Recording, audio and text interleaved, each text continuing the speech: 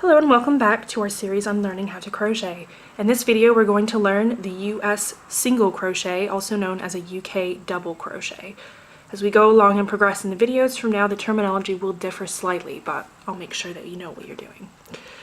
So in the first video we learned our foundation chain, and then in the next video we learned how to do a slip stitch along that foundation chain. And now I've done a row of the single/double crochets, and I'm going to show you how to do it now. So I got to the end of that row and I chained one for turning. So for this we're going to go into the first stitch here. Note that in this video I'm going through both loops of the previous row's stitch. In the slip stitch video we just went through one because that's all there was, because we were working on a foundation chain. So in this one we are working through the whole stitch. So you're going to stick your hook in there and you're going to pull through, and you have two loops on the hook. I'm going to yarn over your hook again, and you're going to pull it through both. So to show you that again, go into the next stitch,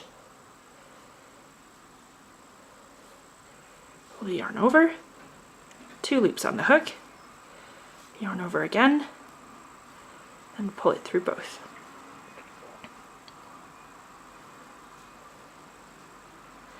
Don't worry if your tension seems too loose or too tight. These things definitely improve with time and with practice. I'll just show you a few more.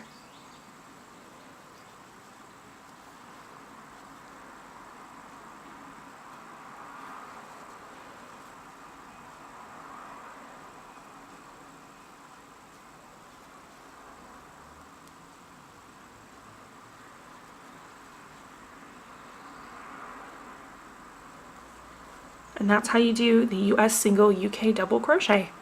See you in the next video.